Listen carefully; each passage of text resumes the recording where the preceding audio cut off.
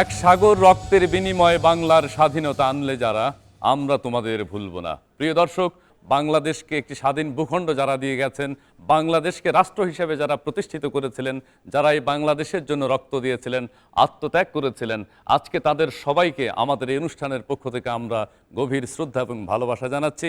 সেই সাথে দেশে বিদেশে আপনারা যারা আমাদের এই অনুষ্ঠানটি এই মুহূর্তে দেখছেন, আপনাদের সবাইকে সাদর আমন্ত্রণ। প্রিয় দর্শক, শুরু করছি আমাদের আজকের অনুষ্ঠান স্মাইল শো।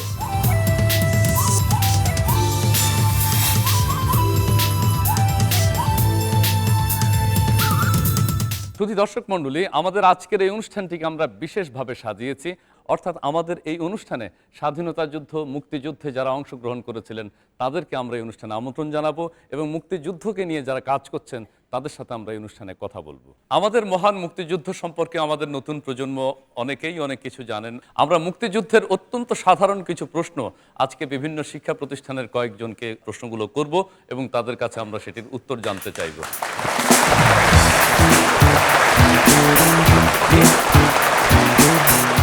আমরা অত্যন্ত সাধারণ কিছু প্রশ্ন করব আমাদের মহান মুক্তিযুদ্ধ সম্পর্কে এবং মুক্তিযুদ্ধে যারা অংশগ্রহণ করেছিলেন তাদের সম্পর্কে।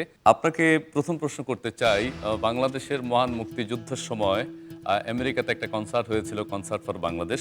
সেই দুটি কনসার্টে, সেই কনসার্টটি কে আয়োজন করেছিলেন, কারা আয়োজন করেছিলেন? আমি বলতে পারবো না। বলতে পারবে না? আপনি? জর্জ হ্যারিসন আর রবিশঙ্কর। পণ্ডিত রবিশঙ্কর এবং জর্জ হ্যারিসন। প্রথম অস্থায়ী সরকার গঠিত হয়েছিল কোথায়, কোন জেলায়, কোন অঞ্চলে, বাংলাদেশের কোন অঞ্চলে? বলতে পারবো না। বলতে পারেন কুষ্টিয়ার মেহেরপুরে। মুক্তিযুদ্ধ জাদুঘর কোথায় অবস্থিত? শাহবাগে। না, মুক্তিযুদ্ধ জাদুঘর কোথায় অবস্থিত? সেগুনবাগিচা। বাংলাদেশের সর্বকনিষ্ঠ খেতাবপ্রাপ্ত মুক্তিযোদ্ধার নাম কি? শহীদুল ইসলাম লালু। শহীদুল ইসলাম লালু, উত্তর সঠিক হয়েছে। স্বাধীন বাংলা বেতার কেন্দ্র থেকে চরমপত্র পাঠ করতেন কে? মুকুল। কিছুটা হয়েছে, কিন্তু পুরো নাম বলতে হবে। এম.আর. আক্তার মুকুল, তিনি চরমপত্র পাঠ করতেন আর স্বাধীন বাংলা বেতার কেন্দ্র থেকে। আবার তোরা মানুষ হও ছবির পরিচালকের নাম কি? খানাতুর রহমান। খানাতুর রহমান, সঠিক হয়েছে উত্তর। আপনাদের 7 জনকে অনেক ধন্যবাদ। 71 সালে অনেক দেশের গান রচিত হয়েছে, এখনো রচিত হচ্ছে। বাংলাদেশের স্বাধীনতাকে নিয়ে যত গান রচিত হয়েছে পৃথিবীতে, বা মধুর গান আর কোথাও হয়েছে কিনা জানা নেই। বাংলাদেশের গান, দেশের গান অনেক বেশি সমৃদ্ধ আমরা মনে করি। প্রিয় দর্শক, এই পর্যায়ে আমরা আমাদের আজকের এই অনুষ্ঠানে দুজন শিল্পীকে আমন্ত্রণ জানাবো, দুজন খ্যাতিমান শিল্পী। একজন হচ্ছেন সৈয়দ আব্দুল হাদী, আরেকজন হচ্ছেন আবিদা সুলতানা।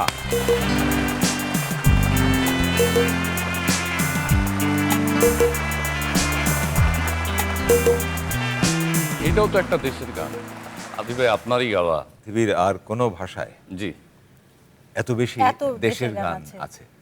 আপনারা দুজনেই অনেক দেশের গান গেয়েছেন এবং দেশে বাংলাদেশের প্রকৃতিকে নিয়ে, বাংলাদেশের মুক্তিযুদ্ধ, স্বাধীনতা সবকিছুকে নিয়ে। সেই 52 সাল ভাষা আন্দোলন থেকে শুরু করে জি, আজ অবধি জি, এই গানের ধারা একইভাবে বহমান। হ্যাঁ, অনেক দেশের গান তো অনেকই, মানে আমরাই গেয়েছি অনেক দেশের গান, 52-র গান, স্বাধীনতা যুদ্ধের গান, তারপরে এখনো করছি বিভিন্ন সময়ে দেশ নিয়ে যে ফেব্রুয়ারি গানগুলো উপলক্ষে।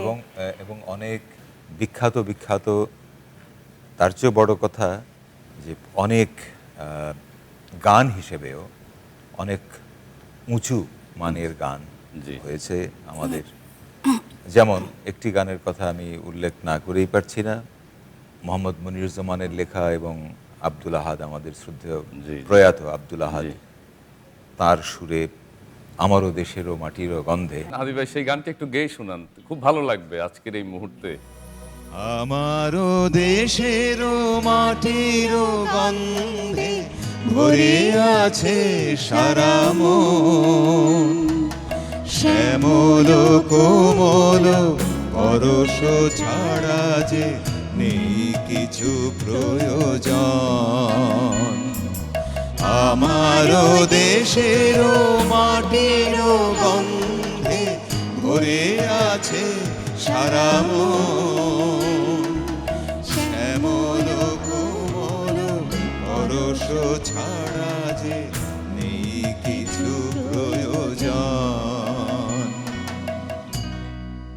মুগ্ধ করার মতো গান।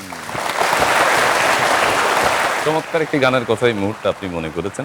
এছাড়াও যেমন আরো প্রকৃতিকে নিয়ে গান, এই গানটি এই যুদ্ধের সময়কার গান, যে সমর দাসের সুরে যে হ্যাঁ, গানটি ওই যে, ছিল, পূর্ব দিগন্তে পূর্ব সূর্য দিগন্তে। উঠেছে। পূর্ব দিগন্তে সূর্য উঠেছে, রক্ত লাল রক্ত লাল রক্ত লাল, জোয়ার এসেছে জনসমুদ্রে, রক্ত লাল রক্ত লাল রক্ত লাল। পূর্ব দিগন্তে সূর্য উঠেছে, রক্ত লাল রক্ত লাল রক্ত লাল, জোয়ার এসেছে জনসমুদ্রে, রক্ত লাল রক্ত লাল রক্ত লাল। মুক্তিযুদ্ধের সময় এই গান মানুষকে আন্দোলিত করেছিল এবং যুদ্ধে ঝাঁপিয়ে পড়ার অনুপ্রেরণা জুগিয়েছে এই গানটি। বিখ্যাত গান, অসংখ্য গান আছে এবং এসব গান কিন্তু এখানে গান গিয়ে শেষ করা যাবে না। শেষ করা যাবে না। আমাদের চলচ্চিত্র বিভিন্ন সময় গানের এই গানগুলোর ব্যবহার হয়েছে। তো আজকে আপনারা দুজন এখানে আছেন, আপনাদের দুজনের একটি গান আছে, দেশের মাটি ছবিতে আপনারা দুজন গেয়েছেন, দুজনে একটা গান দুজনে গেয়েছেন একসঙ্গে একটি গান। সেটি একটি দেশের গান, দেশের প্রকৃতিকে নিয়ে। আজকে আমরা আমাদের স্টেজে আমাদের দর্শকদেরকে সেই গানটি শোনাতে চাই আপনাদের দুজনের মাধ্যমে। নিশ্চয়ই, চলেন হাদি ভাই। 1971 সালের মহান মুক্তিযুদ্ধের পর আমাদের দেশে মুক্তিযুদ্ধ ভিত্তিক অনেক চলচ্চিত্র, তথ্যচিত্র নির্মিত হয়েছে এবং সেগুলো আমরা দেখেছি এবং নতুন প্রজন্ম মুক্তিযুদ্ধকে নিয়ে ভাবতে এবং জানতে শিখেছে। প্রিয় দর্শক মণ্ডলী, আমাদের দেশের অনেক খ্যাতিমান চলচ্চিত্র নির্মাতা মুক্তিযুদ্ধকে সেলুলয়েডের ফিতায় ধারণ করেছেন এবং সেগুলো বছরকে বছর নতুন প্রজন্মের জন্য থেকে যাচ্ছে এবং আমরা সেই ছবিগুলো দেখি। সম্প্রতি মুক্তিপ্রাপ্ত একটি টেলিফিল্ম হচ্ছে স্পার্টাকাস 71। সেই টেলিফিল্মে দুইজন যমজ ভাই অভিনয় করেছেন। তাদের দুজনকে আজকে আমরা আমাদের এই অনুষ্ঠানে আমন্ত্রণ জানিয়েছি। সেই দুজন হচ্ছেন বাঁধন এবং শাওন।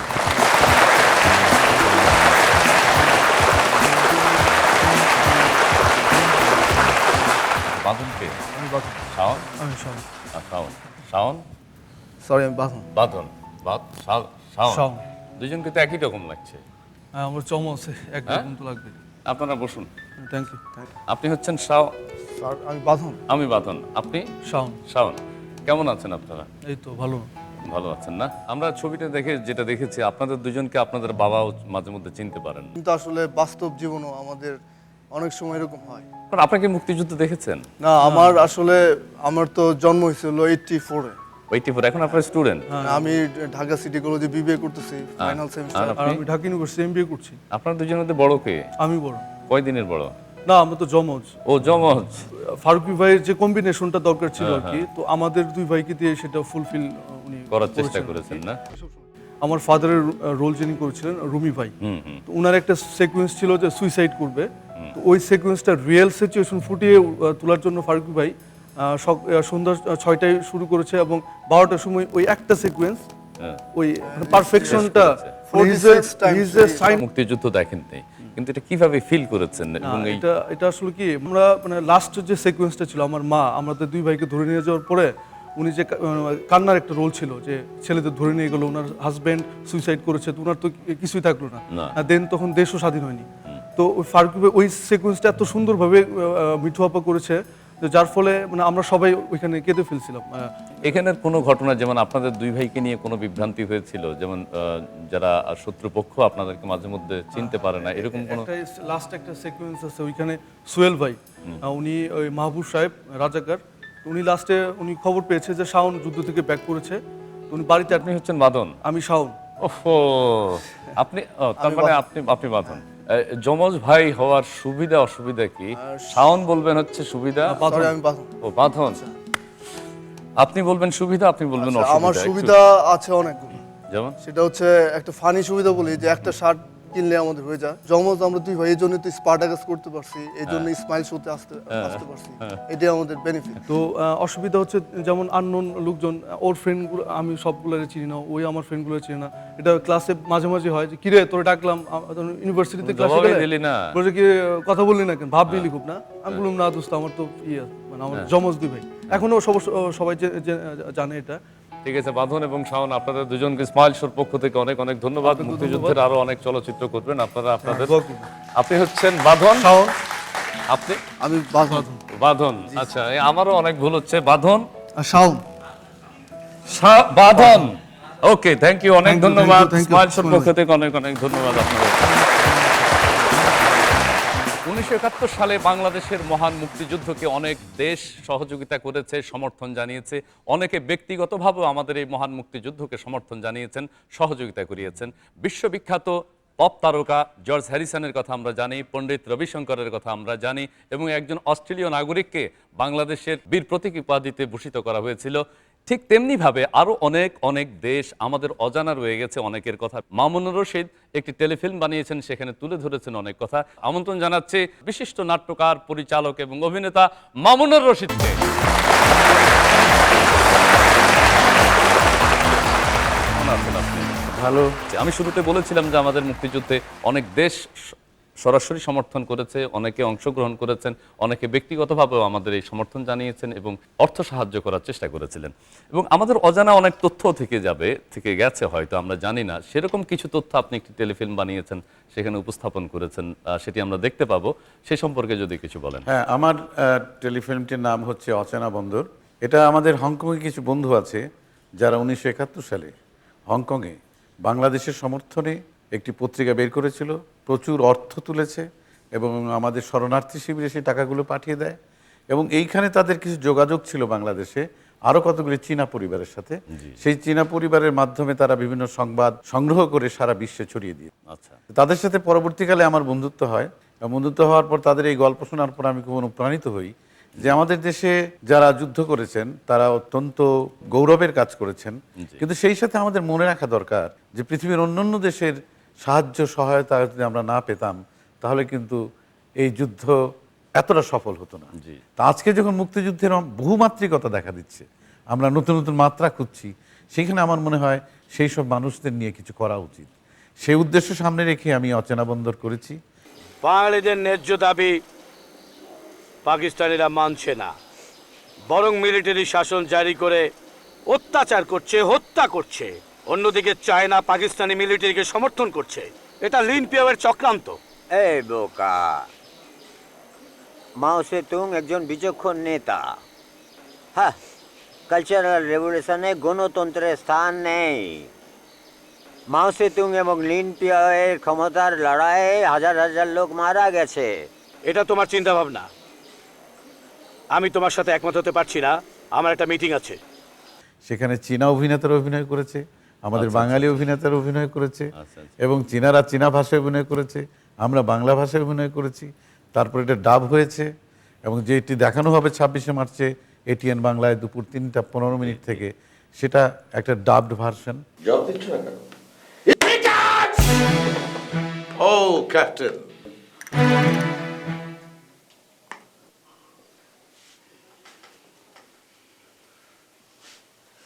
ডাক্তার সাহেব, আপনি ওকে চেনেন? আগে একে দেখেছি। এই লেখাটা ওর হাতে এলো কি করে? এটা কার লেখা? লেখাটা তো আপনারই নাকি? আপনি কিন্তু স্বীকার করেছেন এই লেখা আপনার। হংকং এর একটা র্যাডিক্যাল গ্রুপের কাছে আপনি পাঠাচ্ছিলেন। মক চিউ, ফু বিং, হাউড। চা খাবো। তুমি কি করো? আমি সাংবাদিক।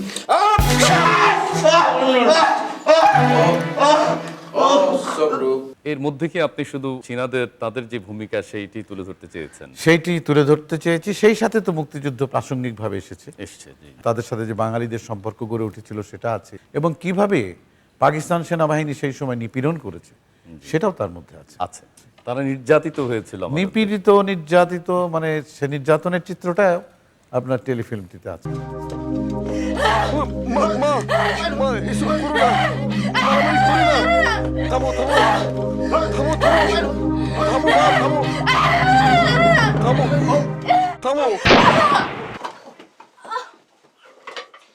আচ্ছা, মুক্তিযুদ্ধকে নতুন প্রজন্মের কাছে এবং বিদেশের যারা অংশগ্রহণ করেছিলেন, আপনার এই টেলিফিল্মটি কেমন ভূমিকা রাখবে বলে আপনি মনে করছেন? আমার তো মনে হয় যে এটা একটা ডকুমেন্ট। কারণ হচ্ছে যে পৃথিবীতে কোথায়, কখন, কিভাবে মুক্তিযুদ্ধে কোন মানুষটি সাহায্য করেছে, এটা তো মানে এক জীবনেও জানা সম্ভব নয়। কিন্তু সেই টুকরো টুকরো কাহিনীগুলো যখন আমাদের কাছে আসে, সেগুলো যদি আমরা খুব মর্যাদার সাথে এবং গুরুত্বের সাথে গ্রহণ করি, তাহলেই বোধহয় মুক্তিযুদ্ধ বহু মাত্রা পাবে। জনাব মামুনুর রশিদ, আপনার দ্বারা নতুন প্রজন্ম না মুক্তিযুদ্ধ সম্পর্কে আরো অনেক কিছু জানবে এই প্রত্যাশা রেখে ইসমাইল শোর পক্ষ থেকে আপনাকে অনেক অনেক ধন্যবাদ। আপনাকেও ধন্যবাদ আমাকে এই সুযোগ দেওয়ার জন্যে। এই অনুষ্ঠানটিকে আমরা মুক্তিযুদ্ধ এবং মুক্তিযুদ্ধের সাথে যারা সংশ্লিষ্ট তাদেরকে এই অনুষ্ঠানে আমন্ত্রণ জানিয়েছি। এই পর্যায়ে আমরা এখন আমন্ত্রণ জানাবো বীর মুক্তিযোদ্ধা পপ সম্রাট আজম খানকে।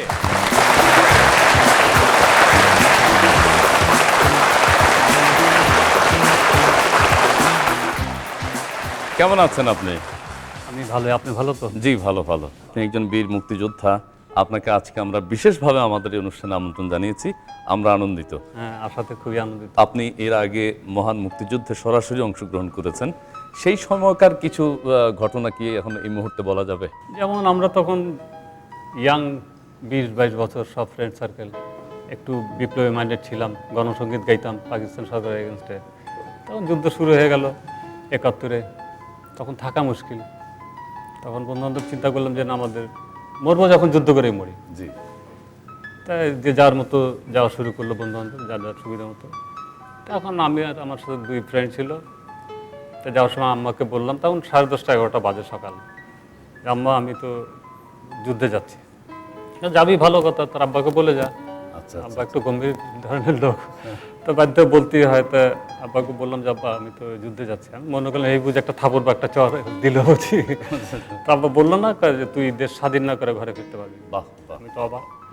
তা আমি সালাম করে চলে গেলাম সেই আগরতলা মেলাঘর ক্যাম্পে। সেটা কত 1971-এর কোন মাসটিতে গিয়েছিলেন? মাস দিন সব যুদ্ধের সময় কোনো মনে নাই। আচ্ছা আচ্ছা। তো তখন ট্রেনিং শুরু হয় নাই। আমার সাথে পরিচয় হলো একটা ছেলে, জানার ইমাম, যে ওনার ছেলে রুমি। রুমি, আচ্ছা আচ্ছা আচ্ছা। খুব স্মার্ট ছেলে, দেখতে খুব মানে সুন্দর, সংস্কার দাড়ি, মানে বলার মতো না আর কি। ও আগের থেকেই মানে সব কিছু মানে রপ্ত করে ফেলছে আর কি। আমার সাথে খুব ঘনিষ্ঠ হলো। এখন ট্রেনিং শুরু তো অনেক দেরি, রুমি আমাকে আগেই সব ট্রেনিং পাকাপোক্ত করে ফেললো। বাহ বাহ। কিন্তু দুঃখের বিষয় আমাদের কথা ছিল যে আমরা একসাথে যুদ্ধ করতে যাব, তো ও আগেই সব ট্রেনিং শেষ। হঠাৎ একদিন রাত্রে শুনি যে রুমি অপারেশনে যাবে, খুব মনটা খারাপ লাগলো। তারপর যায় দিন, তারপর হঠাৎ একদিন শুনি যে রুমি আর নাই।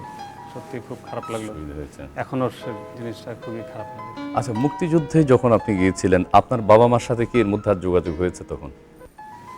আসা মুশকিল ছিল, কারণ এদিকে পাকিস্তান আর্মিরা, আমি একজন সেকশন কমান্ডার ছিলাম সেক্টর 2, তো আমি বাসায় আসতে পারতাম না, কারণ সবসময় আর্মি আসা খুঁজতো আজম কাহা আজম কাহা আজম কাহা। তো ঈদের দিন আসতাম ক্যামোফ্লেজ করে আর কি, একটা লুঙ্গি গ্রামের মতো, সাদা শার্ট, পকেটে একটা টুপি। আসতাম পিছিয়ে এসে একদম খালি আম্মার চেহারা, আব্বার চেহারা একটু দেখা, ভাই বোনের চেহারা দেখে 1 চামচ সেমাই খাই আবার চলে সাথে সাথে নেই, আবার চলে যেতেন। এইভাবে আপনার দিনগুলো কেটেছে। আপনি কি মুক্তিযুদ্ধের আগে, মুক্তিযুদ্ধে আপনি সরাসরি অংশগ্রহণ করেছেন, তার আগে কি আপনি গান বাজনার সাথে জড়িত ছিলেন? আমি তখন গণসঙ্গীত গাইতাম পাকিস্তান, আর শখে বন্ধু বান্ধব গান করতাম পাড়ায়, ছোট ছেলেমেয়েরা। আচ্ছা আচ্ছা। যখন পরীক্ষা শেষ হতো বাংলা বাজার থেকে ছোট পঞ্জিকা কিনে আনতাম, নাটকে জি জি রিহার্সেল করতাম। বাসার থেকে চৌকি, চাদর, টুল এগুলি নিয়ে আমরা পাড়ায় স্টেজ বানাতাম, খালাম্মা টালাম্মা সবাইকে দাওয়াত করতাম সবাই মিলে। সেখান থেকে আমরা, আপনি একজন বীর মুক্তিযোদ্ধা, আমরা আজকে আমাদের এই অনুষ্ঠানে আপনার কণ্ঠে একটি দেশের গান শুনতে চাই। একজন যোদ্ধা হিসাবে দেশকে ভালোবেসে দেশের জন্য যে গান আপনি আজকে এখানে শোনাবেন, সেটির ফিলিংটাও নিশ্চয়ই ওই রকমই হবে। চেষ্টা করব। ওরকম আমরা কি সেই গানটি এখন শুনতে পারি? হ্যাঁ, শিওর। বাংলাদেশের সর্বকনিষ্ঠ বীর প্রতীক খেতাবপ্রাপ্ত মুক্তিযোদ্ধা শহীদুল ইসলাম লালু। টাঙ্গাইল জেলার গোপালপুর উপজেলার সুতিগ্রামে তার জন্ম। বাবা মৃত মোহাম্মদ হেলাল উদ্দিন, মা মৃত সুধামণি। প্রবল ইচ্ছা থাকা সত্ত্বেও দারিদ্র্যের কারণে তার লেখাপড়া করার সুযোগ হয়নি। সংসারের কাজে সহযোগিতা করা, গায়ের আঁকাবাঁকা মেঠো পথ ধরে ঘুরে বেড়ানোর মধ্য দিয়ে তার বয়স বাড়ে। এরই মাঝে শুরু হয় মহান মুক্তিযুদ্ধ। বারবার শুধু মনে পড়ে সেই দিনগুলোর কথা, সেই যুদ্ধের ইতিহাস। এখনও যেন চোখে ভাসছে যাদের সাথে কাঁধে কাঁধ মিলিয়ে যুদ্ধ করেছিলাম। 12-13 বছর বয়সে ঝাঁপিয়ে পড়ে লালু মহান মুক্তিযুদ্ধে। এই বয়সেই লালু 3টি গ্রেনেড দিয়ে উড়িয়ে দেয় গোপালপুরে পাকিস্তানি সেনাদের ক্যাম্প। একটি থানাকে, শুধু 3টা গ্রেনেডের বিনিময়ে থানাকে আমি নিজে দখল করি। সেটা হলো গোপালপুর থানা। যে সবচেয়ে একটা ভয়াবহতে যে জায়গায় গ্রেনেডটা রেখেছিলাম, সেই জায়গায় সাপে ডিম পাড়ছিল, মানে ও সেখানেই থেকেই ছোটো ছোটো বাচ্চা সাপটা হয়ে গেছে। ওই জ্ঞানে টানতে গিয়ে তখন দেখি যে কেচ্চার মতো সাপের মতো বাজে। এগুলো আমি তখন মৃত্যু কী জিনিস, ডর কী জিনিস, ভয় কী জিনিস জানতাম না। শুধু এটুকুই জানতাম দেশকে আমাদের স্বাধীন করতে হবে জীবনের বিনিময় হলেও। যুদ্ধের সময় শুনেছিলাম, মোরা একটি ফুলকে বাঁচাবো বলে যুদ্ধ করি, মোরা একটি মুখের হাসির জন্য অস্ত্র ধরি, মোরা একটি ফুলকে বাঁচাবো বলে যুদ্ধ করি। প্রতি বছরে 2 বার করে দাওয়াতের কার্ড আসে, বঙ্গভবনের সম্মানীয় কার্ড, বীর প্রতীক হিসাবে আমাদের শহীদুল ইসলাম বীর প্রতীক এবং বেগম শহীদুল ইসলাম দাওয়াতের কার্ড, এটা আসে। আর এই দাওয়াতের কার্ডের সাথে একটা স্টিকার আসে গাড়িতে লাগিয়ে যাওয়ার জন্য। আমাকে যখন আমি অংশগ্রহণ করি তখন আমাকে নিতে চায় নাই। এই বর্তমান কোম্পানি কমান্ডার ছিলেন, গ্রুপ কমান্ডার, সেকশন কমান্ডার ছিলেন আনোয়ার হোসেন পাহাড়ি। তো কিন্তু তুমি যুদ্ধ করতে পারবে না, তুমি তো রাইফেলের সমান, তুমি রাইফেলে তো উঠাতে পারবে না। তখন বললাম যে রাইফেল যদি না উঠাতে পারি তবু আমি খোঁজ খবর দিব, আপনাদের পাশে আমি থাকবো, আপনাদের সাথে আমি জীবন দিতে প্রস্তুত। বীর প্রতীক হিসেবে যারা যুদ্ধ হতো, বীর প্রতীক, মুক্তিযোদ্ধা, তাদের ভাতা আছে, অথচ আমার ভাতা নেই। এখন অর্থনীতি ব্যবস্থা টুকটাক একাই সংসারে চালাই, ছোটোখাটো একটা দোকান দিয়েছিলাম, এখনও সেটা আপাতত বন্ধ আছে। আমার মৃত্যুর আগে আমার ছেলে মেয়েদেরকে যেন একটা বাসস্থান দিয়ে যেতে পারি, আজীবনের একটা ভাতার ব্যবস্থা সরকার যদি আমাকে করে দিত তাহলে আমি চির কৃতজ্ঞ থাকতাম। বর্তমানে তার বয়স প্রায় 50 বছর। মিরপুর যুদ্ধাহত মুক্তিযোদ্ধা কমপ্লেক্সের ভিতরে ঝিলের পাড়ে জরাজীর্ণ ছোট্ট একটি ঘরে স্ত্রী এবং 4 ছেলে মেয়ে নিয়ে কোনো রকমে তার বসবাস। বীর প্রতীক খেতাবপ্রাপ্ত বাংলাদেশের সর্বকনিষ্ঠ বীর মুক্তিযোদ্ধা শহীদুল ইসলাম লালুর সহযোগিতায় আমরা কি এগিয়ে আসতে পারি না?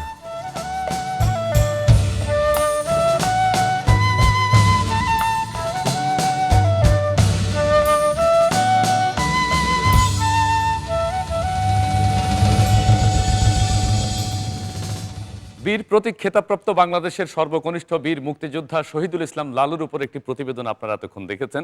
1971 সালের 16 ডিসেম্বর দেশ যখন স্বাধীনতা অর্জন করেছিল, বিজয় অর্জন করেছিল, তখন স্বাধীন বাংলা বেতার কেন্দ্র থেকে সর্বপ্রথম বিজয়ের যে গানটি প্রচারিত হয়েছিল, সেই গানটি আজকে আমরা স্মাইল শোতে আপনাদের জন্য উপস্থাপন করব। সেই গানটি আজকে আমাদের এই অনুষ্ঠানে পরিবেশন করবার জন্য আজকে আমরা আমন্ত্রণ জানিয়েছি স্বাধীন বাংলা বেতার কেন্দ্রের কয়েকজন শিল্পীকে। সে কয়েকজন শিল্পীকে এখন বিনয়ের সাথে আমাদের মঞ্চে আমন্ত্রণ জানাচ্ছি।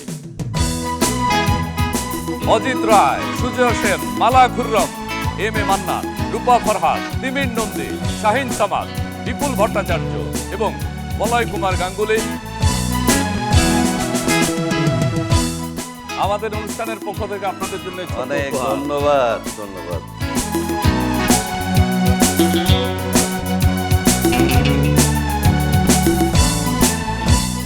স্বাধীন বাংলা বেতার কেন্দ্রের যে শব্দ সৈনিক আপনারা আজকে এখানে যে কজন উপস্থিত আছেন, আপনাদের সবাইকে আমাদের আজকের অনুষ্ঠান পক্ষ থেকে আমরা শুভেচ্ছা জানাচ্ছি এবং সেই সাথে সেই সময়কার কিছু স্মৃতির কথা আপনার কাছ থেকে শুনতে চাই। সেই কথা যারা প্রাণ দিয়ে দান করে গেছে এই দেশ আমাদের জন্য, তাদের স্মরণে আজ হোক ধন্য, হোক ধন্য। আচ্ছা, ধন্য হোক। আমরা সবাই ধন্য হয়েছি। আমাদের মহান মুক্তিযুদ্ধে যারা আত্মত্যাগ করেছিলেন তাদেরকে আমরা গভীরভাবে শ্রদ্ধা জানাচ্ছি আমাদের অনুষ্ঠানের পক্ষ থেকে। এবং সুজয়দা আমার সামনে আছেন, আপনি অনেকগুলো গানের সুর করেছেন, সেই সময় অনেকগুলো গান আপনি নিজেও একসাথে করেছেন এবং আপনাদের গান মুক্তিযুদ্ধে বাংলার মানুষকে উদ্বুদ্ধ করেছিল, মানুষ আন্দোলিত হয়েছিল, মুক্তিযুদ্ধে ঝাঁপিয়ে পড়েছিল। আজকে আমরা যেই গানটি করব, বিজয়ের গান, প্রথম গান আপনারা যেটি বলেছেন, এই গানটি সম্পর্কে কিছু একটু বলুন। আচ্ছা, তোমাকে ধন্যবাদ। 36 বছর পরে আজকে তুমি আমাকে ডেকে, আমাদের সবাই ভাই বোনকে ডেকে 36 বছর পরে এই গানের মূল্যায়ন করছো, এই জন্য প্রথমে তোমাকে ধন্যবাদ দিই।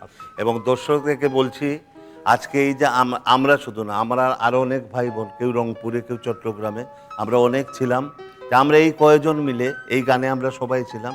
এই বিজয় নিশান উঠছে ওই গানটা কিন্তু ওই দিন আমাকে ডেকে 36 বছর আগে স্বাধীন বাংলা বেতারে বলা হলো যে একটা বিজয়ের গান করতে হবে। এর মানে কি 16 ডিসেম্বর? 16 ডিসেম্বর। আচ্ছা, দুপুরবেলা আমাকে বলা হলো। আচ্ছা, তখন আমি শহীদুল ইসলাম, উনি নেই আমাদের মধ্যে, শব্দ সৈনিক উনি, ওনাকে দেওয়া হলো গানের লেখার জন্য ভাগ।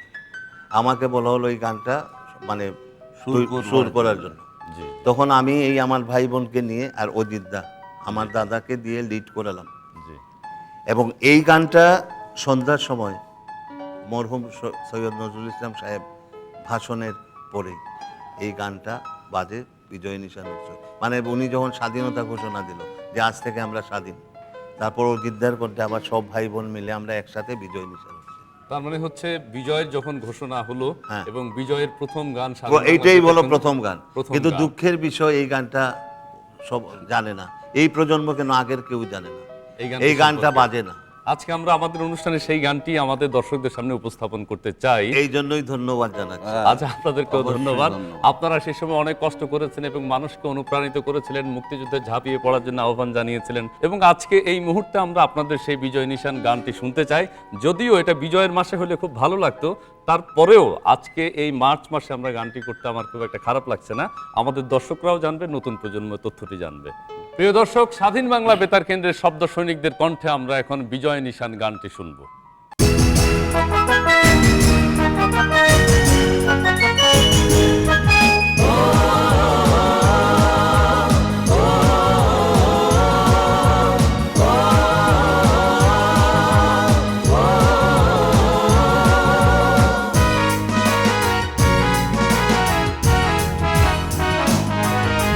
বিজয় নিশান উড়ছে ওই খুশির হাওয়ায় ওই উড়ছে উড়ছে উড়ছে উড়ছে বাংলার ঘরে ঘরে বাংলার ঘরে ঘরে মুক্তির আলোয় ঝরছে মুক্তির আলোয় ঝরছে মুক্তির আলোয় ঝরছে বিজয় নিশান উড়ছে ওই খুশির হাওয়ায় ওই উড়ছে উড়ছে উড়ছে উড়ছে বাংলার ঘরে ঘরে বাংলার ঘরে ঘরে মুক্তির আলোয় ঝরছে মুক্তির আলোয় ঝরছে মুক্তির আলোয় ঝরছে বিজয় নিশান উড়ছে ওই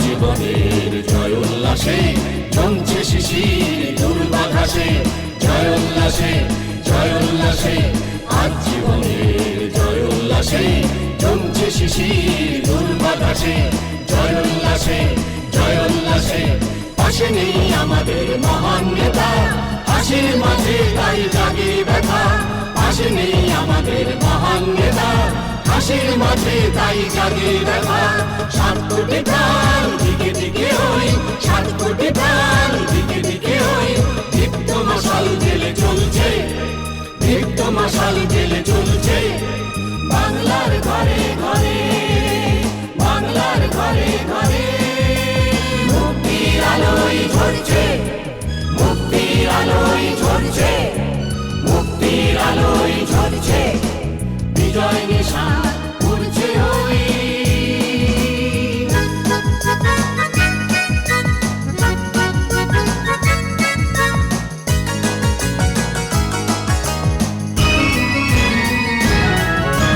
শত্রুতার আধার থেকে ছিনিয়ে আনবো বঙ্গবন্ধুকে বঙ্গবন্ধুকে বঙ্গবন্ধুকে শত্রুতার আধার থেকে ছিনিয়ে আনবো বঙ্গবন্ধুকে বঙ্গবন্ধুকে বঙ্গবন্ধুকে উচ্ছল বন্যার কলকাশে শত্রুরা নিশ্চল হয়েছে উচ্ছল বন্যার কলকাশে শত্রুরা নিশ্চল হয়েছে মহাশক্তিতে কোটি কোটি প্রাণ মহাশক্তিতে কোটি কোটি প্রাণ বন্ধ করার দ্বার খুলছে বন্ধ করার দ্বার খুলছে বাংলার ঘরে ঘরে মুক্তির আলোয় ঝরছে মুক্তির আলোয় ঝরছে মুক্তির আলোয় ঝরছে বিজয় নিশান উড়ছে ওই খুশির হাওয়ায় ওই উড়ছে উড়ছে উড়ছে উড়ছে বাংলার ঘরে ঘরে বাংলার ঘরে ঘরে মুক্তির আলোয় ঝরছে মুক্তির আলোয় ঝরছে মুক্তির আলোয় ঝরছে বিজয় নিশান উড়ছে ওই